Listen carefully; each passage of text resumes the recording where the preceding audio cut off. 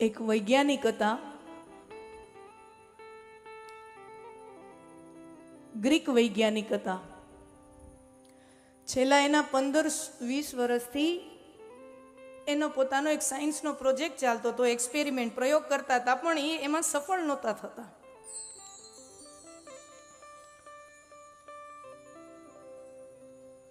સવારથી સાંજ એકનો એક પ્રયોગ કર્યા રાખે અને એમાં નિષ્ફળ થાય, પછી વળી બીજી રીત કરે તો એ નિષ્ફળ, ત્રીજી રીત, ત્રીજો ઓપ્શન, ચોથો ઓપ્શન, એમ 15-20 વર્ષ એ વ્યક્તિએ એક જ સત્યની ખોજ પાછળ કાઢી નાખ્યા. દેખો, દોનો સત્ય કી ખોજ में है. ધર્મ અને વિજ્ઞાન આ બંને છે ને સત્યની ખોજમાં જ છે. समझना, ये दोनों विरोधी नहीं है, वो दोनों खोज में है. किसकी? परम सत्य की. विज्ञान की खोज बाहरी दुनिया के संबंधित है और धर्म की खोज आंतरिक सत्य के संबंधित है. विज्ञान की खोज बाहरी सत्य के संबंधित है और धर्म की खोज आंतरिक सत्य के संबंधित है. બંને છે ને સત્યને ખોજી રહ્યા છે. તો વૈજ્ઞાનિક 15-20 વર્ષથી પ્રયોગ કરે, સત્ય સમજાય નહીં, અને એક વખત એના બાથરૂમમાં નાહી રહ્યો છે, સ્નાન કરે છે, બાથટબ છે. હવે વિદેશોમાં તો બાથટબ હોય, હવે તો ઇન્ડિયામાં, ભારતમાં આવી ગયા છે બધા. તો બાથટબમાં એ નાહી રહ્યો છે એ વૈજ્ઞાનિક. સ્વાભાવિક રીતે સ્નાનાગૃહમાં આપણે દિગંબર અવસ્થામાં જ સ્નાન કરતા હોઈએ, એ દિગંબર અવસ્થામાં સ્નાન કરી રહ્યો છે વૈજ્ઞાનિક. અને અચાનક જ એને નાતા જે વૈજ્ઞાનિક પ્રયોગમાં એને જ્યાં કડી એની ખૂટતી હતી ને, જેના કારણે એ સફળ નહોતો થતો, એને અચાનક જ ચમકારો થયો નાતા કે ના, એ આમ હું ભૂલ કરતો તો, આ છે ને આમ કરવાનું હોય તો આમ થાય. અચાનક જ એને નાતા ચમકારો થયો. એનો છે ને બાથરૂમમાં ગજબના વિચારો આવે. તમે બધા અનુભવ્યું હશે.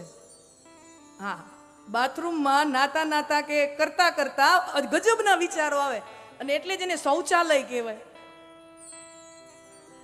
ક્યોંકि વહાં હમ સોચતે જ્યાદા હૈ.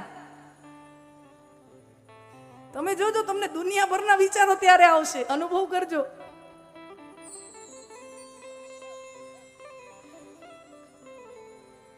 તો વ્યક્તિને નાતા વિચાર આવી ગયો વૈજ્ઞાનિકને, અને એને સત્ય મળ્યું ને, વૈજ્ઞાનિક સત્ય મળ્યું. તો એ નંગ ધડંગ અવસ્થામાં કપડાં પહેર્યા વગર, એમનો એમ, એને ખબર નથી કે મેં કપડાં નથી પહેર્યા, સત્ય કો પા लिया. तो वो वैज्ञानिक नंग धड़ंग अवस्था में बाथरूम के बाहर जाकर अपने गांव की गलियों में घूमने लगा. यूरेका यूरेका, मैंने सत्य को पा लिया, मैंने सत्य को पा लिया, यूरेका. એની ભાષામાં બોલવા માંડ્યો, યુરેકા યુરેકા. અને આ સત્ય ઘટના છે. યુરેકા યુરેકા, મુझे સત્ય મિલ ગયા, મુझे સત્ય મિલ ગયા. નાચવા માંડ્યો નંગ ધડંગ અવસ્થામાં. ખરેખર એને ઈ કપડાં પહેરવાની એ ભાન ન રહી, કારણ કે 20 વર્ષથી મહેનત કરતો હતો, અને પછી એને ઈ જ્યારે મળ્યું ને ત્યારે એને કાંઈ સુધબુધ ન રહી, અને નીકળી પડ્યો ગામમાં, નાચવા માંડ્યા યુરેકા યુરેકા.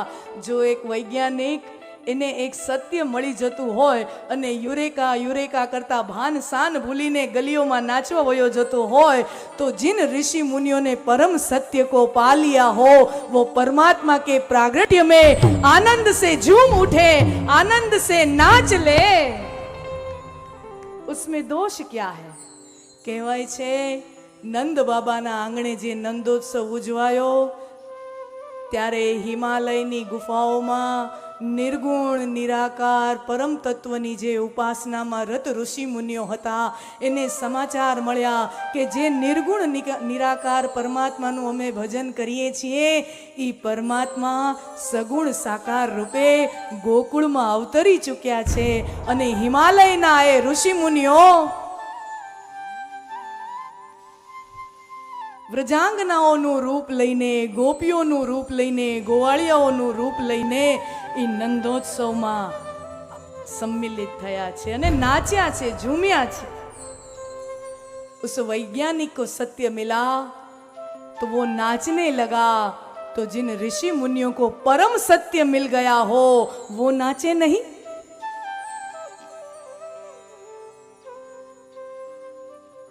અને જ્યારે અત્યંત આનંદ આવે ને, સમજો જીવનમાં તમે અત્યંત આનંદનો અનુભવ કર્યો હોય ને, ત્યારે તમારું શરીર છે ને તમારા કાબુમાં ન રહે.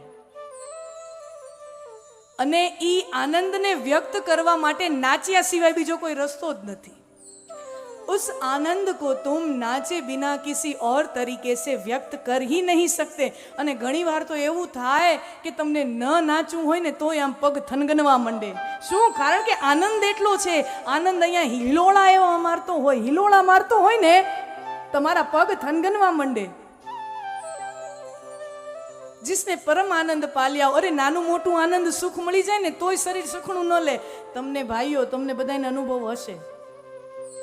તમે વેપાર કરતા હો ને કોઈ, અને સમજી લો કોઈ બહુ મોટો હોલસેલનો ગ્રાહક તમારો બહુ મોટો જથ્થાબંધમાં ઓર્ડર જે તમને આપતો હોય, ઘણા સમયથી તમારો પ્રતિસ્પર્ધી જે દુકાનવાળો હોય ને એની પાસેથી માલ લેતો હોય, તમે ઘણા વર્ષથી ફિલ્ડિંગ ભરતા હો કે ના ના આપણી પાસેથી આ માલ લે, આપણી પાસેથી લે, અને સમજી લો એ ગમે તેમ કરીને તમારું આ વખતે ડીલ પાર પડી ગઈ અને ફોનમાં તમને સમાચાર મળી ગયા કે ના ના ના આ વખતે કોન્ટ્રાક્ટ તમને આપવાનો છે. પછી છે ને તમે સોફા ઉપર બેહી ન હકો 2 કલાક. તમે અનુભવ કરજો. પછી છે ને એ મણા આમ અમથી અમથો આટા જ મારતો હોય ઘરના આંગણામાં, આમ તેમ રસોડામાં જઈને છાપલામાં ખોલી દે, તપેલામાં શું છે કાંઈ એને કાંઈ ખબર જ ન હોય, એમને આટા મારતો હોય. वो बैठ नहीं सकता. अगर आनंद मिल गया ना, सुख मिल गया, थोड़ी देर मजा આવી જાય ને પછી મણા આમ બેહી ન હકે.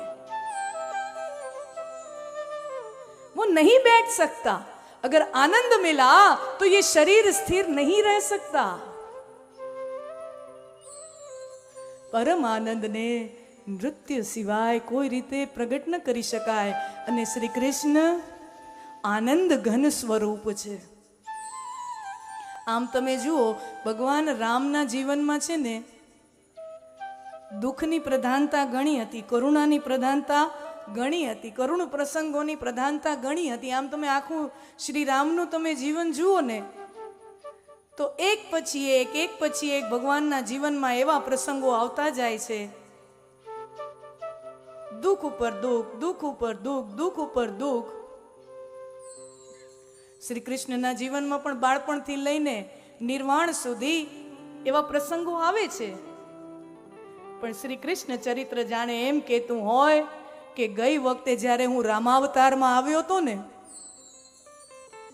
જાણે નારાયણ એવું કહેતા હોય કે ગઈ ફેરે હું રામ બનીને જ્યારે આવ્યો હતો ને ત્યારે મેં ઘણું બધા મોટા મોટા કામ કર્યા, ધર્મની સ્થાપના કરી, ધર્મની રક્ષા કરી, ઋષિ મુનિઓની સેવા કરી, ઋષિ મુનિઓના યજ્ઞની સેવા કરી, દુષ્ટોને હણ્યા, મેં બધુંય કર્યું, પણ આનંદ કરવાનો રહી ગયો તો. આનંદ કરવાનો રહી ગયો તો અને આનંદ કરાવવાનો રહી ગયો તો.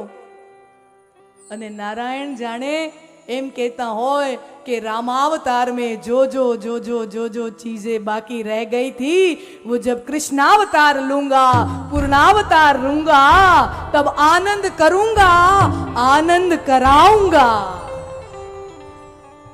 આનંદ કરીશ અને આનંદ કરાવીશ. અને એટલે જ શ્રી કૃષ્ણ ચરિત્ર તમે જુઓ ને તો જન્મ્યા ને એ દિવસથી ભગવાન તકલીફોમાંથી જ પસાર થયા છે.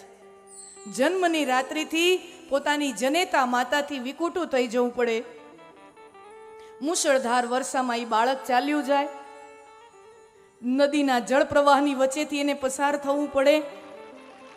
હવે તમે વિચાર કરો, આપણા ઘરે નાનું બાળક હોય ને આપણે એને કેટલું ગોદડીમાં ને આમ કરીને તેમ કરીને અહીંયા પહેરાવીને આમ કરાવીને તેમ કરાવીને કેટલું બધું સાચવીને રાખીએ. ये जन्म की रात्रि से मुशळधार वर्षा में से गुजरता है.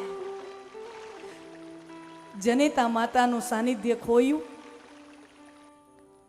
ત્યાં પહોંચ્યા, ગોકુળમાં પહોંચ્યા, ગોકુળમાં સુંદર મજાની મધુર લીલાઓ કરી. પણ 11 વર્ષ ને 52 દિવસના થયા ત્યારે ખબર પડે છે કે ના મારે તો અહીંયા નથી રહેવાનું. ये सब मेरे प्रेमी हैं, ये सारा व्रज मेरा प्रेमी है और मैं सारे व्रज का प्रेमी हूं, पर मैं यहाँ ठहर नहीं सकता, मैं यहाँ रुक नहीं सकता. मुझे राधा जी को छोड़ना होगा, मुझे मेरी माँ यशोदा को छोड़ना होगा, मेरे ग्वाल बाल सखा को छोड़ना होगा, मुझे मेरी गौओं को छोड़ना होगा. અને એ બધું મૂકીને જવું પડે.